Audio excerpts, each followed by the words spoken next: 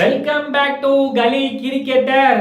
போன வீடியோவில் பார்த்தீங்கன்னா ஓடிஐ ஸ்குவாட், அதாவது இந்தியா ஓடிஐ ஸ்குவாட் வந்து நம்ம அனலைஸ் பண்ணியிருக்கோம். அதுக்கு வந்து 2200 பேர் அந்த வீடியோவை பார்த்துருக்கீங்க. எல்லாத்துக்கும் ரொம்ப ரொம்ப ரொம்ப நன்றிங்க. ஃபர்ஸ்ட் டைமாக என் வீடியோ 2200 பேர் பார்த்துக்கிறதுன்னு பார்க்கும்போது ரொம்ப சந்தோஷமா இருக்கு. தொடர்ந்து இதை பண்ணுவோம். இந்த வீடியோவும் பாருங்க, சப்போர்ட் பண்ணுங்க, லைக் பண்ணுங்க, ஷேர் பண்ணுங்க, மறக்காம நம்ம சேனலை சப்ஸ்கிரைப் பண்ணுங்க. இந்தியா டூர் ஆஃப் ஆஸ்திரேலியா போன வீடியோல நம்ம இந்தியன் ஓடிஐ ஸ்குவாடை பார்த்தோம். இந்த தடவை ஆஸ்திரேலியன் ஓடிஐ ஸ்குவாடை பார்ப்போம் வாங்க. மேத்யூ ஷாட் ஓகேங்களா, பேட்டிங்ல ஹெட் இருக்காரு. Mitchell Owen, Cameron Green, Cooper கால்னி, Mitchell Marsh, Josh Philippe, Starc, Hazlewood, Nathan Ellis, Bartlett. அதாவது ஃபர்ஸ்ட் ஓடிஐக்கு ஒரு ஸ்குவாடும், ரெண்டாவது மற்றும் மூன்றாவது ஓடிக்கு ஒரு ஸ்குவாடும் சொல்லியிருக்காங்க. அதில் பார்த்தீங்கன்னா ரெண்டு மூணுல வந்து யார் சேர்க்கிறாங்கன்னு பார்த்தீங்கன்னா Alex Carey, Jose English and Adam Zampa. இதான் அவங்க ஸ்குவாடு. இதுல இருந்து பிளேயிங் 11 எப்படி எடுக்க போறாங்க, எப்படி வந்து இந்தியா அணுக போறாங்க.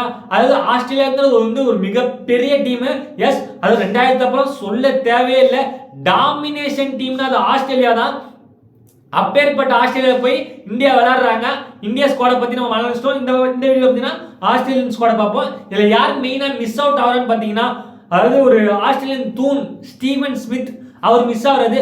But world cup captain, world cup winning captain Pat Cummins அவர் மிஸ் ஆகுறாரு. அது மட்டும் இல்லாம லபிஷன் மிஸ் ஆகுறாரு. இவங்க ஓப்பனிங் எப்படி இருக்க போது, மிடில் எப்படி ஆர்டர் பண்ணுவாங்க, பவுலிங்ல டவுட்டே வேணாங்க. யாரு மிச்சில் ஸ்டார்க் இருக்காரு, ஹேசல்வுட் இருக்காரு. இதை தாண்டி யாரு வேணுங்க, அதாவது ஆஸ்திரேலியா யாரு கேட்டீங்கன்னா பெருசா யாரும் தேவைப்படாது. அவங்க பவுலிங் கன் மாதிரி இருக்கு. Mitchell Starc, Hazlewood, Nathan Ellis, Bartlett இருக்காரு. அது மட்டும் இல்லாம கூப்பர் காலனி கை வீசுவாரு, மிச்சில் மார்ஷ் கை வீசுவாரு, அப்புறம் காமரன் கிர் கையை சுத்துவாரு, மிச்சில் ஓன் கை சுத்துவாரு, மேத்யூ ஷாட் கை சுத்துவாரு, டிராவிஸ் ஹெட் கை சுத்துவாரு. அதாவது அவங்களுக்கு பவுலிங்கை பொறுத்தவரை கவலையே கிடையாது.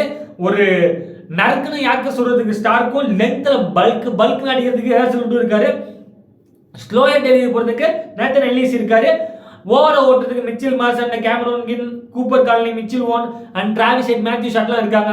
அதனால அவங்க வந்து பவுலிங் கன் மாதிரி இருக்காங்க. பட் பேட்டிங் அங்கதான் கொஞ்சம் வீக்கா இருக்கும்னு தோணுது. அதே மாதிரி இந்தியா பேட்டிங் கன் மாதிரி இருந்துச்சு. பட் இந்தியன் பவுலிங் கொஞ்சம் வீக்கா இருக்கும். அப்படியே ஆஸ்திரேலியா பவுலிங்ல ஸ்ட்ராங், இந்தியா பேட்டிங்ல ஸ்ட்ராங். இந்தியா பவுலிங்ல வீக்னா ஆஸ்திரேலியா பேட்டிங்ல வீக்கோ அப்படிங்கிற மாதிரி ஸ்குவாடை பார்க்கும்போது இருக்கு.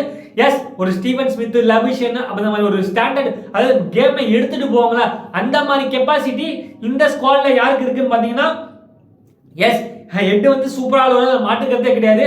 இந்தியா கேங்கர்ஸா சொல்ல தேவையில்லை. பட் மிச்சில் ஓனா இருக்கட்டும், கேமரூன் கிரீனா இருக்கட்டும், மிச்சில் மார்ஷா இருக்கட்டும், அவங்க அந்த கேமை கொண்டு போவாங்களா லபிஷன் மாதிரியோ அல்லது ஸ்டீவன் ஸ்மித் மாதிரியோ, அந்த இடத்துல எனக்கு கொஞ்சம் ஒருவேளை லபிஷன் ஒரு வாய்ப்பு கொடுத்துருக்காமோ இல்லை ஸ்டீவன் ஸ்மித்தை உள்ள கொண்டு வந்துருக்காமோ தோணுது.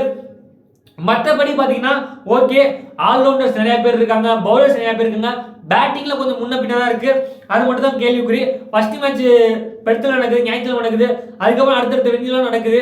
இந்தியன் டைமுக்கு 9 மணிக்கு ஸ்டார்ட் ஆகுதுன்னு சொல்லியிருக்காங்க. டாஸ் போடுறது 9 மணிக்கு மேட்ச் ஆரம்பிப்பாங்க பார்ப்போம். இதுல இருந்து பிளேயிங் 11 எப்படி இருப்பாங்க, என்ன பிளேயிங் 11 எடுக்கலாம் அப்படின்னு சொல்லிட்டு அடுத்த வீடியோல போ.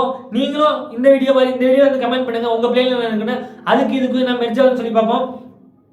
S, India tour of Australia வந்து நம்ம ஓடிஐ ஸ்குவாட்ல வந்து இந்தியாவும் அனலைஸ் பண்ணிட்டோம், ஆஸ்திரேலியா அனலைஸ் பண்ணிட்டோம்.